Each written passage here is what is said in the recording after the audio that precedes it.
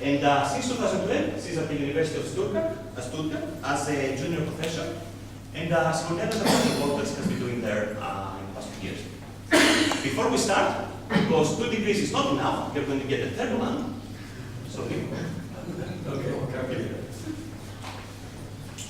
This is the announcement of your colloquium, signed by various professors. Thank you.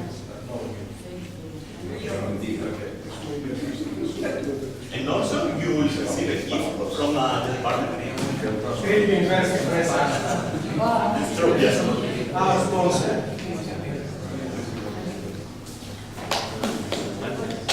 Okay, so I guess we can start. Yes. Thank you for all this. It's a great pleasure to be here, and I'm really pleased to see after all these years many of my old professors, and I think I should take the moment to thank you. Sorry? I didn't say anything. I would really like to thank you for everything I learned here, for teaching me actually how to do science, how fun it is to learn, and to teach me the meaning of scientific integrity. So thank you very much.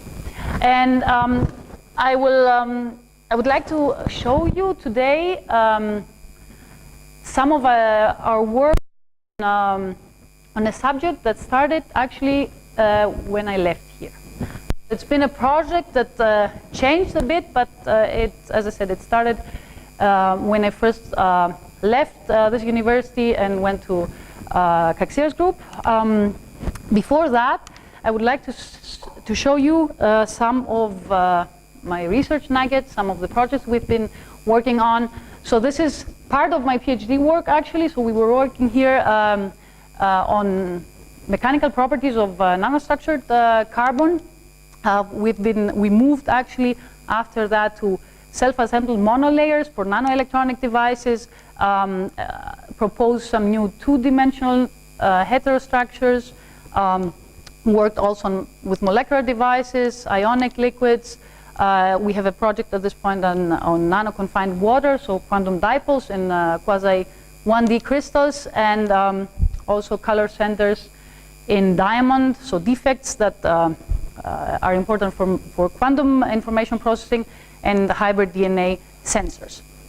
But that is just to give you an overview of what I've been doing all these years away from this university.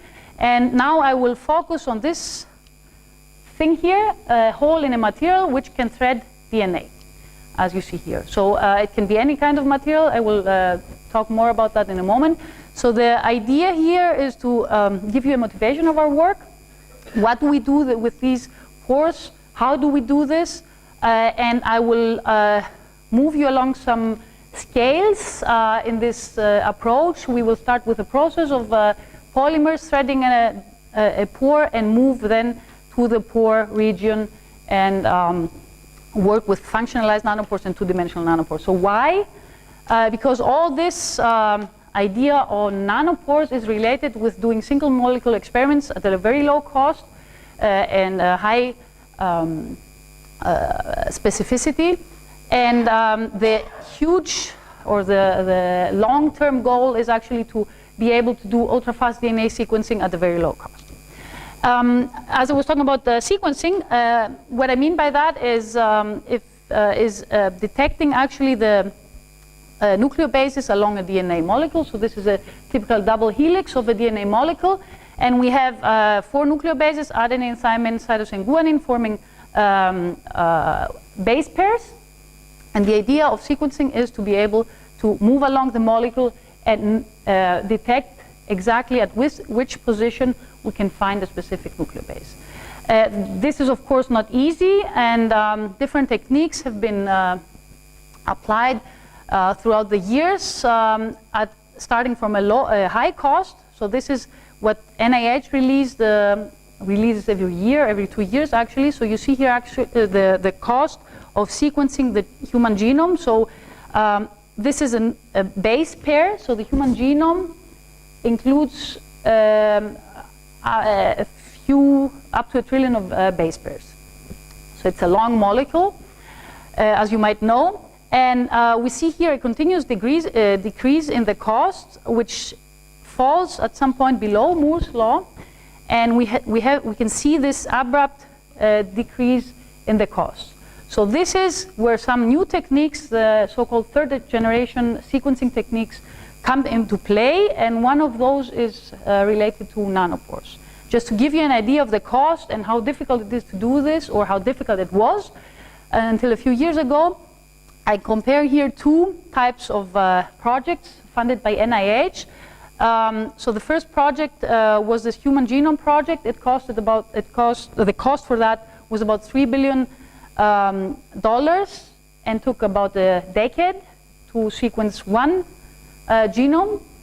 And in 2001, NIH released this 1,000 genome project and was funding startups and groups that were trying to reduce these costs with different techniques. This is an overview of these kinds of techniques. I will not talk about the specific techniques here. I will just show you some of the related devices.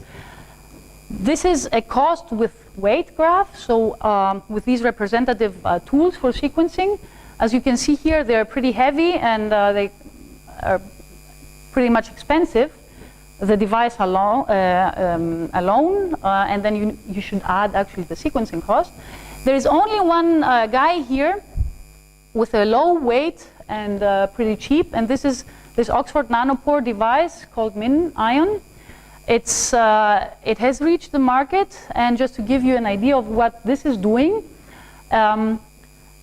what people do with this at this point is testing it at extreme conditions in Antarctica here. And in space. So this is a DNA readout with this MinION device in space. And I didn't mention that this device includes a nanopore. Okay, this is exactly what we were looking here. So the nanopore, this device includes nanopores. You put blood or liquid with your genome or the genome of a virus there, and you can detect the sequence. This is one of the most exciting projects this Oxford Nanopores company has with this nanopore. Sorry, I will come to that. I just want to give you the overview first. So this is this guy. You put blood from patients. So this is a project in Africa in 2015, and they do something like a virus surveillance. So they take the blood from the patients, they detect the Ebola virus and can detect how the genome of the virus changes over time. When they do see a change, they can change the medication.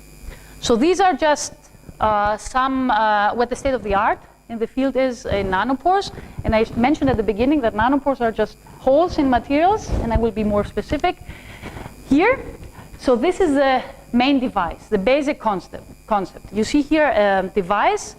I will keep it anonymous at this point. It's just a membrane here with a pore, small pore, and it's in a liquid. The liquid is typically a salt solution, which is the normal conditions for the DNA. What we can do here are different things. The main aspect here is to apply different in voltage here. So it's this V ion.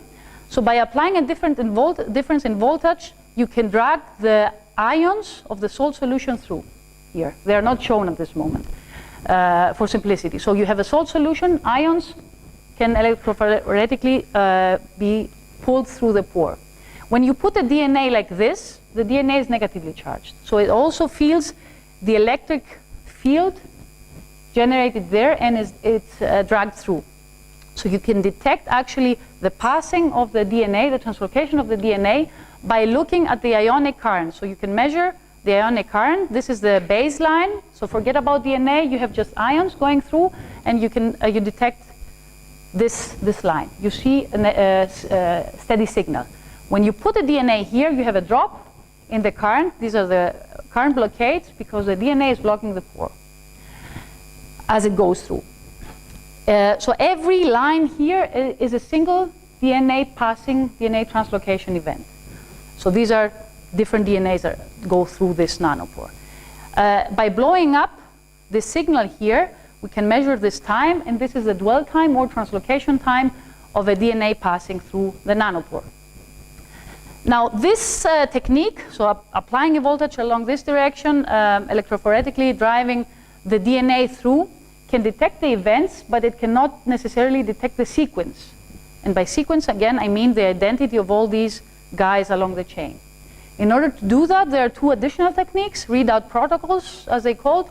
One is to get optical signals from the device, which are nucleobase specific, or add an additional electric field or voltage difference across the device along this direction. This gives rise to an electronic tunneling current, and which could be nucleobase specific. So many research groups in the world, they are actually trying to use this current here to identify the sequence of the DNA.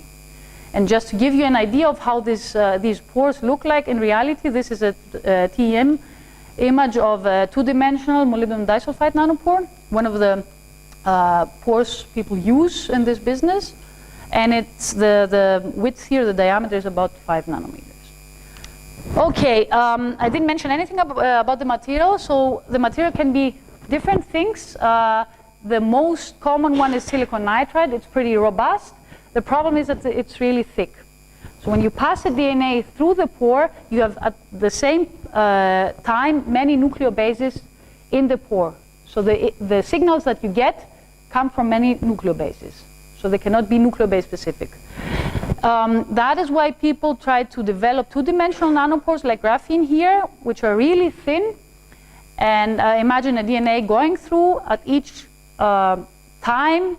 Only one nucleobase is at the nanopore plane, and people can, in this way, detect single nucleobases. There are other more exotic nanopores that people have proposed, like plasmonic nanopores, DNA origami nanopores, where they put a bunch of DNAs here in the pore, and they can tune the opening and closing of the nanopore here. But I will focus mostly here on this material. So our aim is actually to understand what's going on. How does DNA translocate through the pore? That's one question. How can we tune the dynamics of the DNA, the speed of the DNA through the pore? How can we tune the detection efficiency? Meaning, can we decrease the errors in the signals that we measure, and how can we do that? And in the end, optimize readout protocols. So optimize the way we do the sequencing. And I will guide you in the next 20 minutes, I guess, along this pathway in these temporal and spatial scales graph, where we do simulations at different levels. I will start actually from the large scales here and move down to the quantum mechanical scale, to the nanometer range. And I will try to give an overview of what we can see from our simulations, actually. So we start from the whole process of a polymer, of a DNA passing through the pore, and we end up in the interactions that happen with the molecules in the pore. So for the ones that are more related with computational work, I have some details on the methods that we have used. So this is a multi-scale scheme we have proposed where we use molecular dynamics. We just solve Newton's equation of motions with a couple of forces here. All the polymer moving in a salt solution. Actually, we start with water. So we have a polymer moving in water. The polymer has monomers, and the monomers are described by this equation.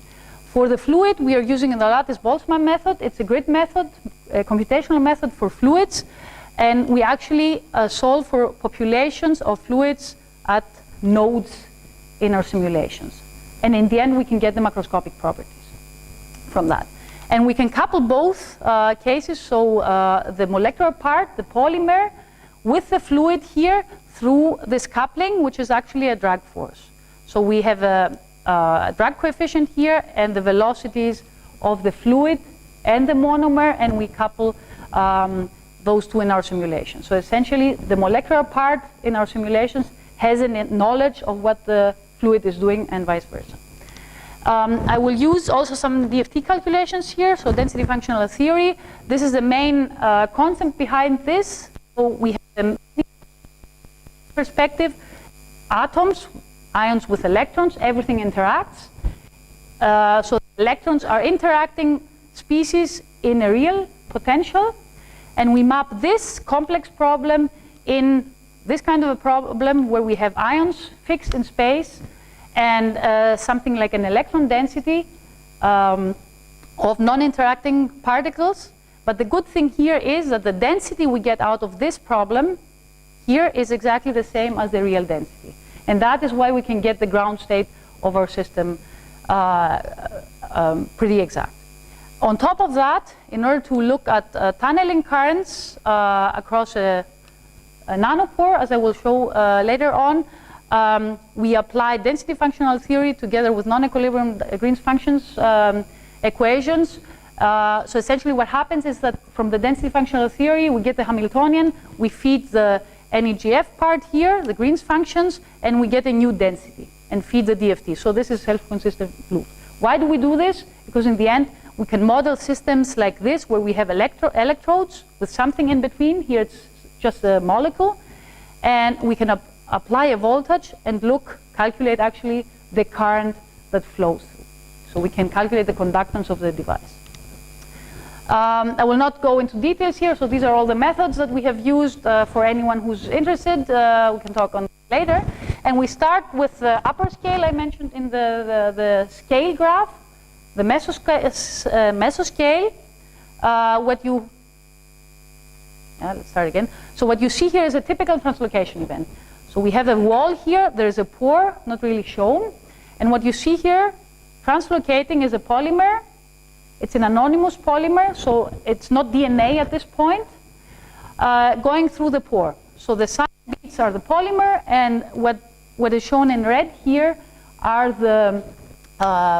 is the fluid, corresponds to the fluid motion actually, which is stronger, which is faster, close to the beats. So essentially the fluid is assisting the DNA, the polymer, in passing through the pore. This is, as I said, a typical event. What we can see also are some kind of rare events like this one. So we see a translocation, the polymer goes through, but at some point it assumes a hairpin-like structure, you will see in a moment, here, and it gets pulled through.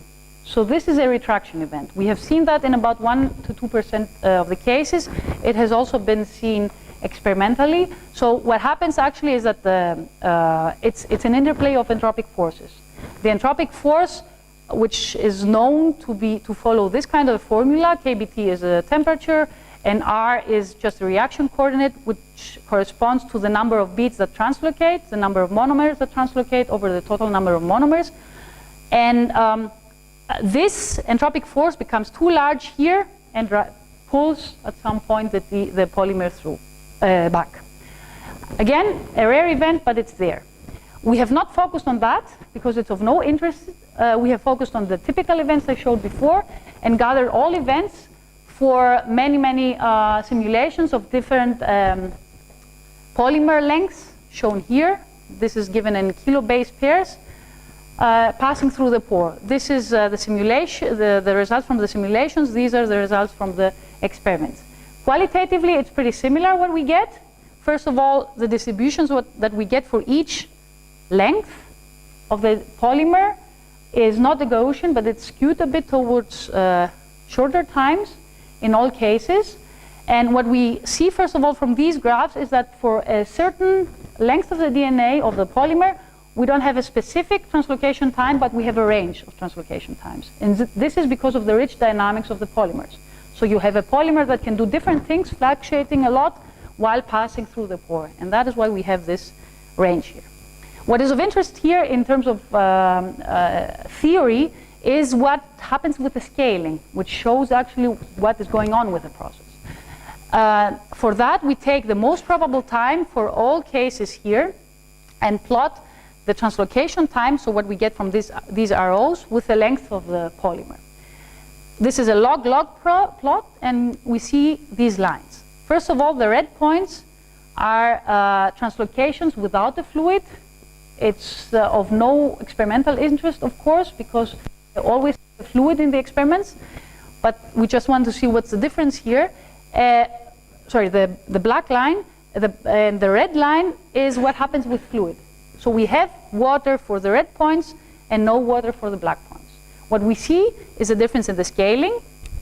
And in the literature, there is a zoo of scaling laws, actually, with different scaling exponents. But we are mostly close to a Rouse type of exponent for the polymer physicists here, in the case where we don't have any water. So what this shows us, to make the story short here, is that we have an increase in the exponent if we don't have any fluid, meaning that we have an increase in the translocation time of about 30%. So the fluid, the presence of the fluid, reduces the time a DNA takes to go through the pore about 30%. So it's really assisting the motion through the pore. Is dragging. It's a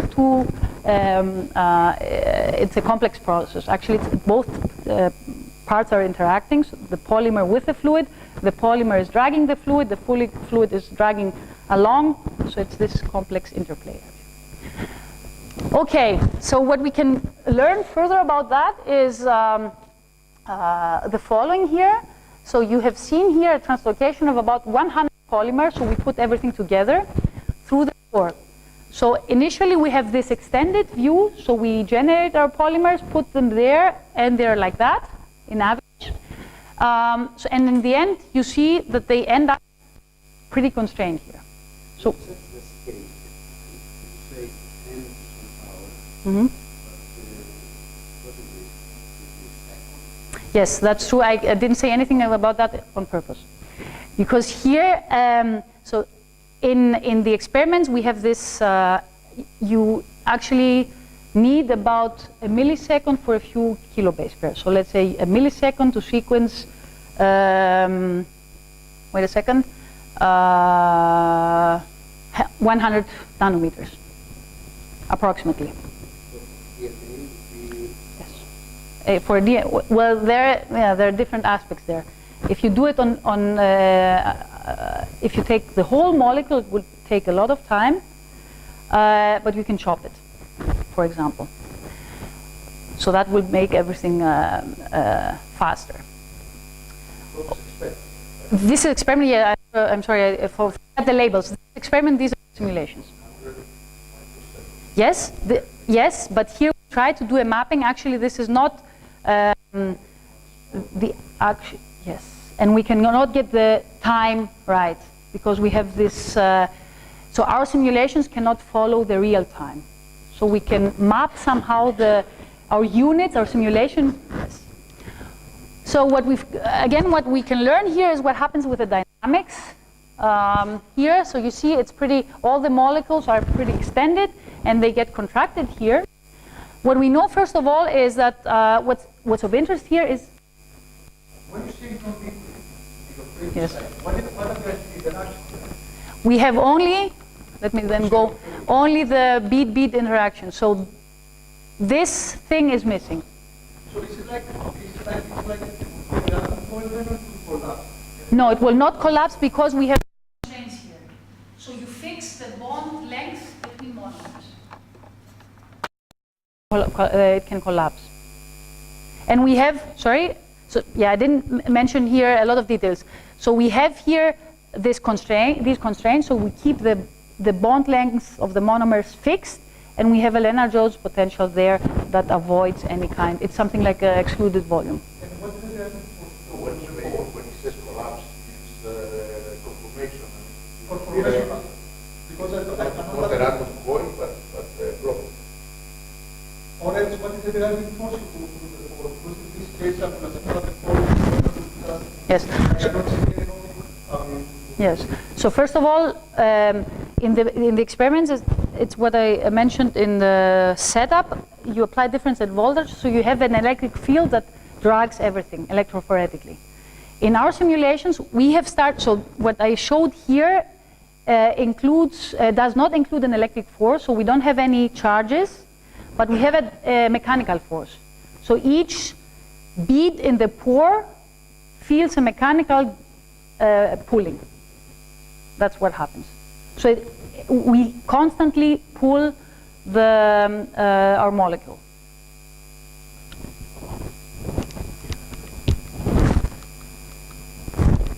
Right, so about the dynamics, we know actually from polymer physics that what is of interest here is the radius of gyration, so how extended our polymer is, and it typically follows this kind, so R is the radius of gyration, and it follows this kind of a scaling with the number of monomers. So nu is the scaling exponent. What we did here is that we separated our process in what happens before translocation, this is the untranslocated part, and what happens after translocation, which is the translocated part, as you see here. And we plot the radius of gyration with the number of monomers, so this scaling actually, a log-log plot again. And we divide into a longitudinal direction and a transverse direction. So we look essentially at the different components in our dynamics. What we see here, if we look at the scaling, is that the highest scaling is this thing here, this 0.6. Meaning that what dominates here, the process is these points here, which are the transverse untranslocated dynamics. So what happens here along this direction. So the dynamics along this direction before translocation is what dominates the process in the end. And this is what guides the translocation time. So here the pore, for this part the pore is about the size, it's twice the size of the bead of the monomer. So our monomer is like that, and we have double the size. In order to pass it through. In order to pass it through. So the thing is, I will show you results for the larger one. So this is what we get from that, and this is the global exponent, and we came up with a phenomenological model. I will not talk about all the details here. The main aspects here is that we account two types of work being done on the polymer. One is the mechanical work. You have a polymer going through, it's extended at some point, and it's shrunk. So you have this kind of a motion, mechanical motion. At the same time, we have a viscous drag dragging this guy through the pore. So the two types of works, let's say. If we put the math together, we end up, I will not guide you through, anyone who's interested, we can talk about this in the end. What we end up with is that if we have the hydrodynamics, the scaling exponent of this line I showed before should be around 1.2. If we don't have hydrodynamics, it should be between these values, where nu is actually this scaling exponent here. And this is exactly what we get, here. These are the scaling exponents that we get from that. Moving further, here, this is about the pore size effect. What we've seen from experiments here is that if you tune or if you play with the pore size, you can see different kinds of events. So either the DNA goes through the pore like a single line, or it's folded. So you have folds of the DNA going through the pore. And the experimentalists, they claim that you can detect these kinds of events. They call them single level and multi-level or multi-folded events by the current blockades, these drops in the current I mentioned at the beginning. We have played a bit with the pore size in order to understand this, and this is what we see here. This is a typical event. The pore size here is 5 times the monomer size, so it's pretty large, meaning that you can have many parts of the DNA at the same time in the pore. And this is what you see here, hopefully. So here we have many chains in the pore. What we can do here is we can define a folding number Q, which is actually the number of chain parts in the pore. And this is what we plot here with time. What you see here are 3 typical events. Let's follow the blue line. So we start here from a 2-folded event, meaning that the DNA starts, although we put the first bead here, we start with a folded conformation here, and it gets pulled through and continues at some point as a 4-folded, molecule. So essentially you have 2 parts of the chain at the beginning and then 4 parts of the chain translocated at the further step. Then we go up to 6-folded, 4-folded again, and in the end we always have a single file translocation.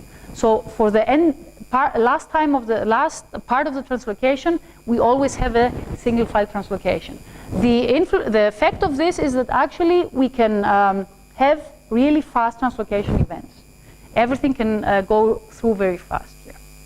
What we also see here is that if we plot the scaling time, the scaling exponent I showed before, so again translocation time with the length, we see that for longer chains we see a bending in the scaling, meaning that we have a larger, a faster translocation. So we do not continue along this line, but at some point if we increase a lot the polymer length, we get actually relatively faster translocation. That was the part with an anonymous polymer going through the pore in water. Now we try to do everything a bit more complicated. What we do here is we map actually our polymer into a DNA. So we try to generate a DNA here. I did mention before that you see the faces of the people who did the work here with me. And what we can get from the experiments as an information to start with is that if you use different kinds of homopolymers, so these are distributions of DNAs which have these nucleobases. But the DNAs have exactly the same nucleobases along its length. In this case, when we talk about homopolymers and short homopolymers, again we get distributions like this. So this corresponds to many translocation events of DNAs with this base, this goes to this, and this to this actually. So we have 3 different types of molecules. You see here that the blockades we get, this is again ionic current, are in a different range. Here what is plotted is actually the distribution of these events, and you see that they're a bit off. The experimentalists here claim that by looking at these, they can detect the type of the homopolymer. We're not at this point at the base level. We do not detect exactly these guys, but we detect differences in different molecules. Based on that, we thought, okay, we should move to DNA, make everything a bit more DNA specific, and for that, we started from DFT calculations of DNA nucleobases actually, like the ones shown here. Here you see thymine, here adenine. There are 2 nucleobases. And what we do is we try to get a coarse grain potential out of that. So we try to get a picture like this. Why? Because we can go to larger scales.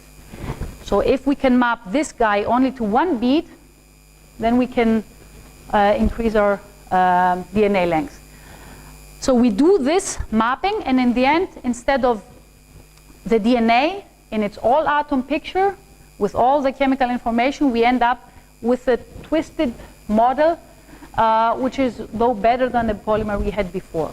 And this model follows these kinds of interactions. So this is a coarse grain potential we got, which includes hydrogen bonding between these nucleobases, the stacking interactions, and so on. We continue with these kinds of calculations where you see here different pores, pore lengths. We have water here, but I don't show it for simplicity, and you see different kinds of translocation events. The type of information we can get here is something like this. So we can plot different kinds of quantities with a pore length. These are some fluctuations of the velocity of the molecule, but what is of interest here is that the longitudinal variation in the velocity, so along this direction of the molecule, increases as we increase the pore length, which is physically intuitive. So you have a more stretched molecule if the pore length is larger. But this corresponds to a decrease in the ionic current. So the amount of ionic current that passes through a long pore is smaller than here.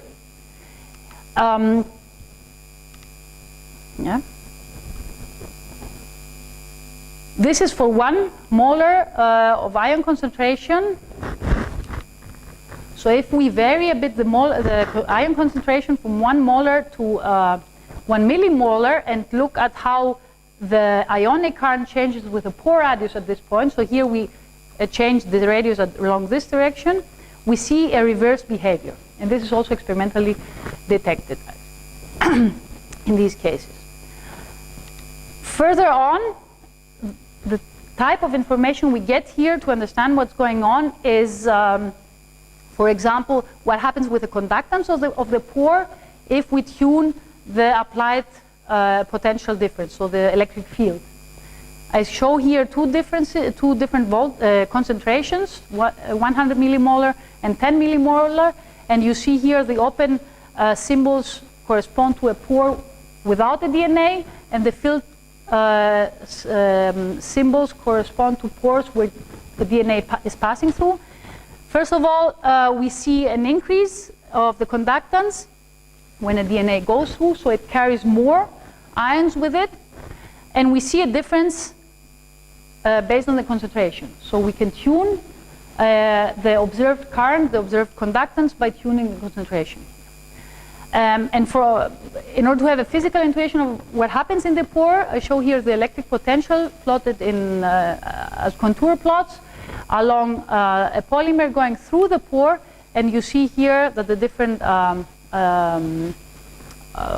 what the different colors mean. So higher electric potential is red, and then we go to blue for a lower potential. And this is the potential profile here. So what we are currently trying to do is to tune this here by tuning the interaction between the polymer and the pore, and that would tune the dynamics and how fast the DNA goes through, which is relevant for, in the end, detecting DNA. And here we go more specific, so we forget about the previous process of the whole translocation. We just focus on the pore. So here we have two electrodes in a pore and a DNA passing through. What we need to do here is to detect actually currents along this direction. So this is a blow-up of what happens at the pore region. We embed electrodes here in order to detect the current. And people have shown actually that if you do this, so this is another view of a pore. So this is a translocating molecule, the electrodes here, and there's an additional electric field along this direction giving rise to electronic currents.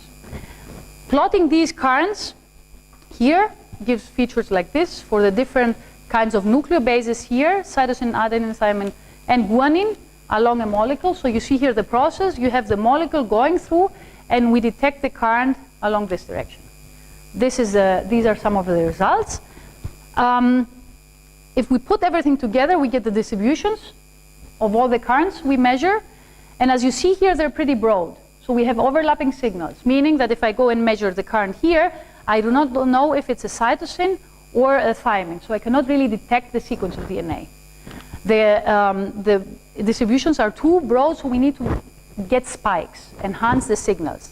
What the authors here propose actually is that we can reduce this width here by doing multiple measurements. So by doing multiple measurements and using some kind of probabilistic arguments, we can reduce the error, meaning enhancing the signals here as we do more measurements. But this would mean a lot of time, additional time, and then we are away from our goal to be able to detect DNA really fast. Then it will be a longer process. The problem here, as I said, we need to get better distributions. What people have proposed is to use functionalized nanopores, where two molecules are attached on electrodes here. And what these do here is that they interact strongly through hydrogen bonds with a translocating molecule. So this is DNA, and these are some molecules functionalizing the electrodes through these hydrogen bonds. What people propose here is actually that one of the molecules grabs the phosphate group of the DNA, stalling the process, and the other guy here reads out the DNA. So again, we read out actually signals along this direction. Moving along these lines, so here what happens actually is that we have an electronic circuit which is formed by these hydrogen bonds. Happens, if you look at the solid state picture, the band structure picture here is that we have the two electrodes at different potentials, chemical potentials, and we add due to the presence of these molecules, electronic states in the gap. This allows electrons to hop through. So we have additional states for the electrons to go over. So we could enhance the signals here, the electronic signal along this direction. What we propose here is to use these small guys. These are diamond cages called diamondoids. If you think of the diamond crystal here, you can cut it down into small cages like these, terminate them with hydrogens here, the white circles, and you have the diamondoids. So we propose the use of diamondoids. We show them here with this diamond. So we add the diamonds on the surfaces of the electrodes and hope that we can enhance our signals. So again, electrodes functionalized at this point and a DNA going through.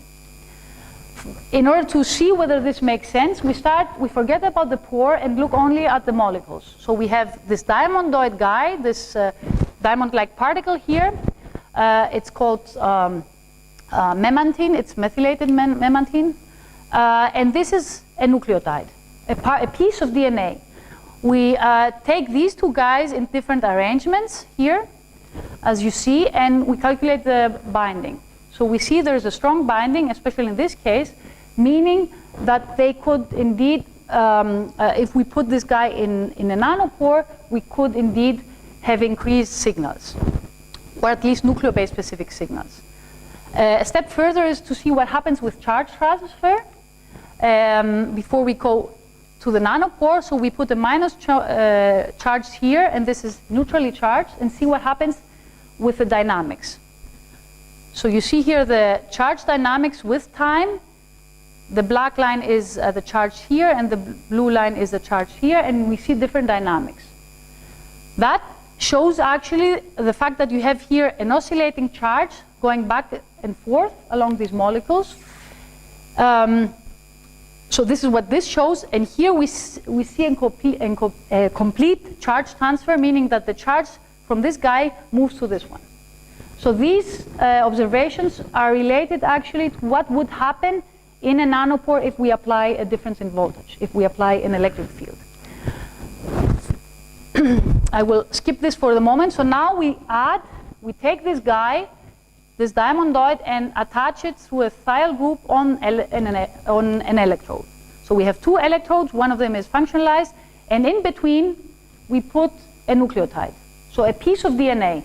The aim here is to see whether we can distinguish between different nucleotides. What you see here with these labels are different nucleotides. These are the healthy nucleotides, what we all have actually, and these are methylated cases and modified nucleotides. The reason why we look at this is because this is a huge business in epigenetics, so you would like to be able to detect the mutated DNA from healthy DNA, because the mutations could be relevant to diseases, for example. So that is why we take these, and we will see whether, this is the methylated cytosine, so we will see whether we can distinguish this guy from this guy. This is the aim. So we start by looking at the electronic current along this direction for each of these devices. Okay, we put everything together. What we can get from our transport calculations is the electronic transmission, which is something like a conductance with energy, and imagine this can be mapped to the gate voltage in devices. So it's something like conductance with gate voltage. First of all, we see really nice peaks. So for all the cases, all the nucleotides, really distinct peaks, so enhanced signals, meaning that the diamondoid indeed enhances the signals, gives us really clear peaks, meaning that if we swap the gate voltage here at certain energies, certain voltages, we would know which guy we can identify. In order to make this a bit more clear, we have proposed here the sensitivity of the device. So essentially, I will not go into the formula. I will show you the results here, what this gives us. This gives us these bars. What are these bars? So this is sensitivity for different kinds of nucleotides at a certain voltage. Here I chose just this voltage here. And the information we get here is that this is cytosine. So at this voltage, we can detect cytosine 3 times, this is shown by this exponent, 3 times better than adenine, 5 times better than thymine, and 6 times almost better than guanine. And we can also detect its difference with respect to the methylated case here. So we have a 3-fold enhancement of cytosine compared to its methylated form at the specific voltage. If we look at what happens actually in the device, in these 2 cases, the methylated, the cytosine and the methylated cytosine, we see here actually the 2 devices, and we map the wave functions at the specific, at this gate voltage. You see here these blobs, these are the wave functions at this energy. In the case of cytosine here again, where it has its maximum peak, we see a coupling of the device. So the wave functions, they move towards the other side of the electrode. So from one electrode to the other. This is not the case here, so we don't have any complete coupling, meaning that here we don't have any current that goes through, but here we have some current. It's shown by the red arrows here. So we see a current through the device. And that is why we can detect this guy from this guy. I think I'm, what's the time? Almost done? More or less. Okay, then I'll just skip some part here. So what we are doing now is what I showed, better said, at this point, the last few graphs were about DNA in vacuum, because this was easier for our calculations. We wanted to show a proof of principle that this works. So now we add solvent here, we do some dynamics here. So you see again the electrodes here, the diamondoid attached here, and the nucleotide, and some water. So you see the hydrogen bonding here, which fluctuates, okay? So they're always bonded, but the bond length changes. What we can get out of that is the change in the transmission. So the idea is to see what happens in a real device where we have a solvent, what happens with the transmission peaks, with the conductance. And this is what is shown here. What I showed before in the previous graphs were the black lines, these distinct peaks without a solvent. If we add the solvent, we see again distinct peaks, but they're a bit shifted. Moving a step further here, we can go and measure the hydrogen bond length. This is shown here for different water contents. And through this bond length, we can get the conductance. This has been proposed in the literature. So this is the conductance with respect to a relative conductance. And it has an exponential form like this, where beta is an exponent and R is the hydrogen bond here. If we gather these results for all the nucleobases, we get these kinds of graphs. So these are cytosine, guanine, adenine, and the methylated cytosine case. And you see, again, overlapping signals, but they have distinct peaks here. So if we look at the average value of the conductance, we can really detect the nucleobases. What we are trying at this point is to enhance further these peaks, so make them more DNA specific, nucleobase specific, by tuning different factors, like the nanopore material, the interaction with the DNA, and so on. And I think I will skip the rest here because I'm almost done. So this is about the 2-dimensional nanopore here, and I will just show you another type of material and how we work with experimental results here. So what I show you up to this point had to do with, was related to simulations of nanopores at different levels. Now we are getting the results from experimentalists. So these are the ionic current blockades from the experimentalists, and this is a nanopore, a TE image of the nanopore. You see these drops here. The problem is that we cannot really interpret them. So we want to understand what is going on there. And for this, we apply now machine learning in order to somehow cluster what happens here. And what we need for that is to find the most relevant features. So what people typically use is what I mentioned at the very beginning, the dwell time. So how long it takes for each guy here to translocate. Now we take different kinds of features of the current blockade here, the height, the mean, and the dwell time. this is the mean current, this is the time it takes for the translocation, and the height. And we try to cluster the events. We use something like a clustering score. It's related with the k-means algorithm for the people who are relevant here. And we take the four molecules. So essentially, I didn't say that this corresponds to polyadenine. So it's a molecule full of adenines. And we compare with the other types of nucleobases. And this score shows actually how many cluster of events we have. So this is the number of clusters that our algorithm proposes. The maximum value is for 2 here, meaning that we should take the number 2 in order to classify our clusters. What we get for that, if we take this number and the mean current with the height, is that we indeed can classify 2 different types of events. So we get indeed 2 clusters, pretty separate here, and what these denote is the type of folding. So cluster number 1 corresponds to a longer translocation time, and this means single file translocation. So everything goes through the pore in a single file. The cluster number 2 corresponds to multifolded events I mentioned before, so we have folds of the DNA going through. So these type of events are pretty clustered here. And what we propose here is that this type of clustering is much better than taking the dwell time. So this is a dwell time analysis of the ionic current, where people essentially get each point here corresponds to one level in one current blockade. And this leads again to 2 types of clusters. So these are the distributions that we get from a level analysis here. And this requires more analysis and more data. So we propose here to just use the height of the blockade in order to get this result. So I think it was a bit too much here.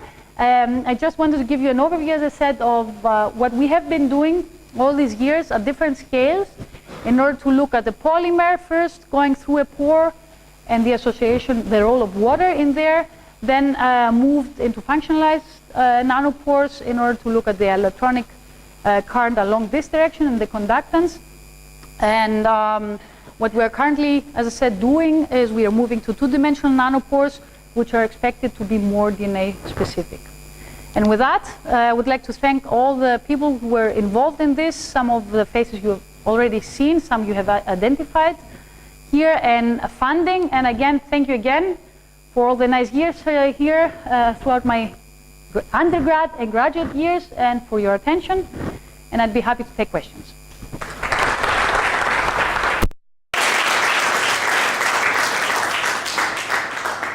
Okay, so questions for Maria.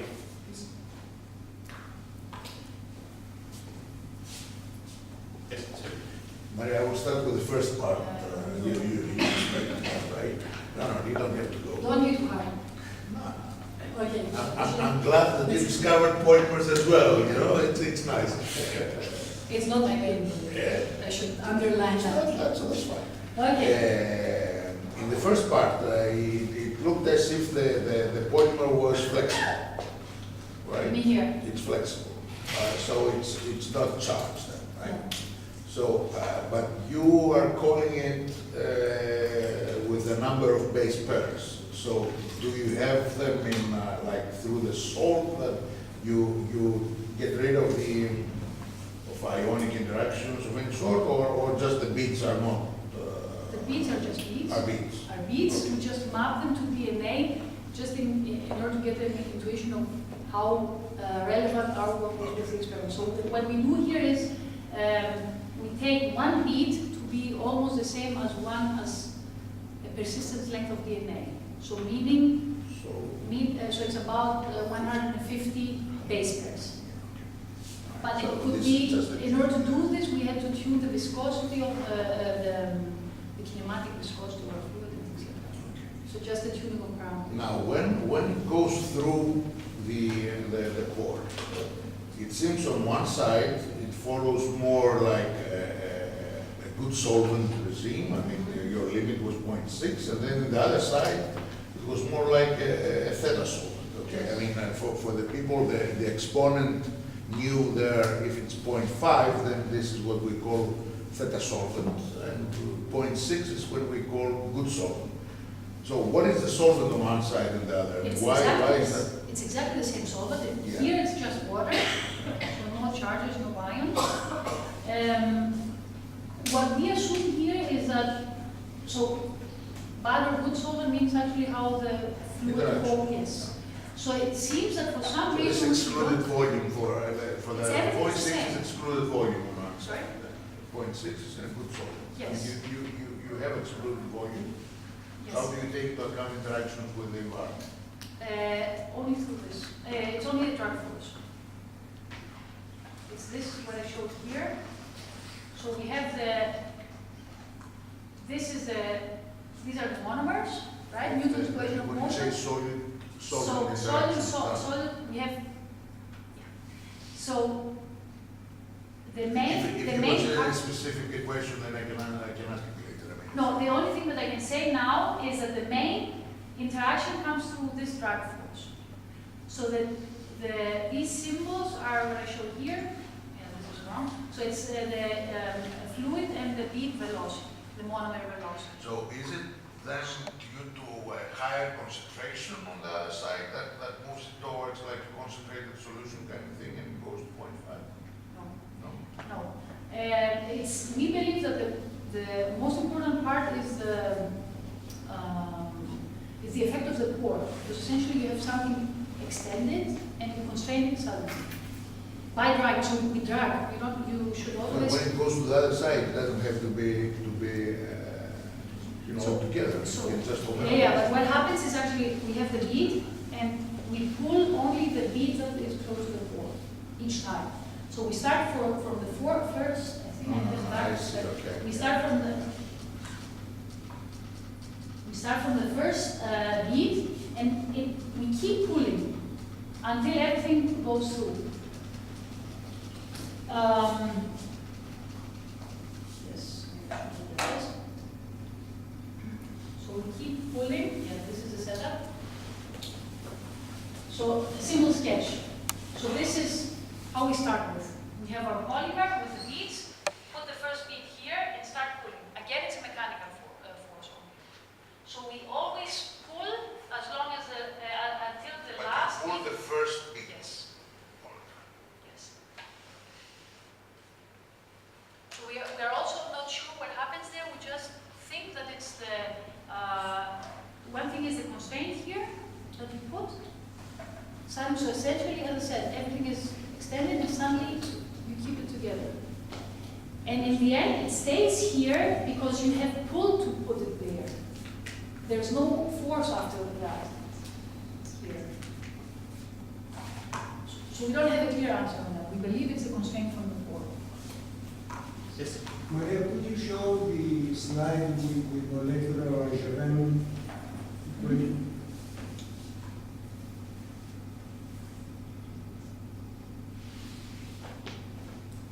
Yeah. Do I understand correctly that the FC and FF are microscopically modeled forces and the measurement comes only in the random force? Yes. Yes. So if you're talking macroscopic, you mean monomer. Yeah. Yes. So there is nothing random about those. We have a random. So the random force here Yeah. includes a back reaction. So that's why I could not give you a clear answer because I don't have the equations here. So we have the interaction through the drag force between the molecular and the fluid part. Yeah. When we talk about only the molecular part, we have bead-bead interactions only. But the random force here includes also a part of the fluid. So we have a back reaction there. So the random is the typical event with average 0 and some It's more like a white noise thing. Yeah. It's a white noise. Correct. So white noise. That's it. Yep.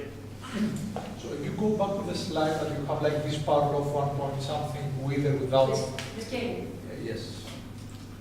I'm trying a bit to understand why they are so close. So is it sensitive to the force that you are dragging Yes. the change? So if you change it a bit, you will make them deviate, I assume. Yes. And we So try, this is only for the specific force? yes, but we try to, so what they do in the experiments is that they are in the fast translocation regime. I think I have that as well. Meaning that they pull electrically so fast, yes, here, so fast that the polymer, the DNA cannot relax. So it's actually this. So the driving force we have here times the radius of gyration over the temperature is too high. So we pull too fast.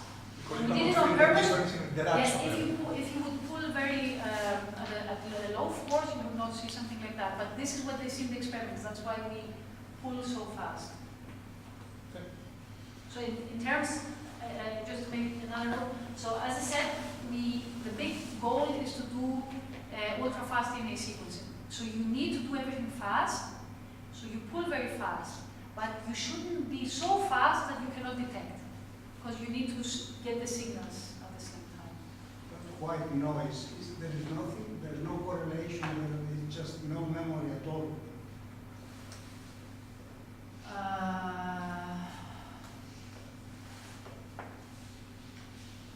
Usually it's exactly what you described earlier. The standard, usually it's the standard Laservan type of force, as you said at the beginning. The standard relevant force has It has correlation. It has correlation. Standard. No, it has They have correlation. the relaxation time. So here the correlation is delta function. That's what she means by white noise. So there's no memory at all in the reservoir. Correct? What happens here is actually that we have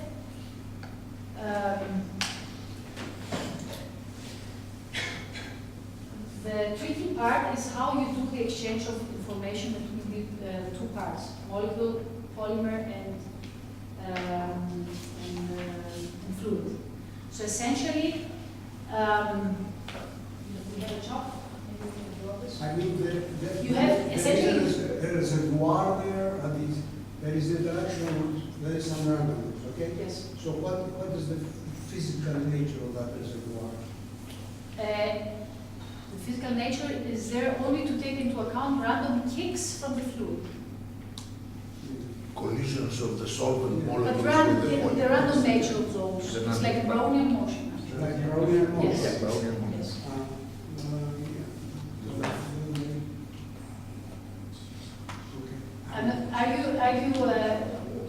I'm not sure why you're confused or where you're confused. No, I'm trying to understand whether there is, so that means that the reservoir is completely no memory at all, okay, that's, What you mean that the fluid should remember the molecular motion? We should distinguish for this. some time. There's no clear memory effect because we are always also local. So you should not think of the whole thing. So move again to the. Can I suggest you discuss this later? Yes, Okay, that's okay. because it's getting a bit technical for. Okay, so do you have any questions? No. Can I ask another Yes. one? I'm trying to, I'm not going to No be polymer technical. physics, please. No. I'm trying to understand why this little chip that you showed at the beginning, this works so much faster. So is it there the pore functionalized so it can detect the base pairs very fast and very accurate? Which Is gives this you what they do? which work? The little gizmo that you showed in The Oxford, the application of the thing, you know. You alluded that this is what you would tell us, right? No. No. This was just to show you what the state of art in the commercialization. Right, and that was of things are. pore something, Yes. nanopore. This guy. So it has a. Right. So the So it Oxford has a nanopore pore. says yes. So it has a pore then, Yes. or many pores. Yes. What I didn't say, I had it on the slides, but I didn't mention that. I'm focusing here on solid state nanopores. And the material I showed, graphene and silicon nitride, they are all solid state nanopores. People try also to do this with biological nanopores. So Oxford nanopore has not released the exact information, but from what we know, it's a membrane which has a biological nanopore, alpha hemolysin they call it, so it's just a biological thing. It's like a barrel type of thing, and you pass through that to DNA. And they also use, so they have DNAs, double-stranded DNAs, and they use a polymerase to cut the DNA, open it, as it goes through the pore. So it's a different type of, it's not exactly, but it's the same concept, that you have a nanopore that drags something through. The whole, And the the complexity. recognition essentially is done with some chemical type of information or biochemical type of No, they do the detection only based on the ionic carbon.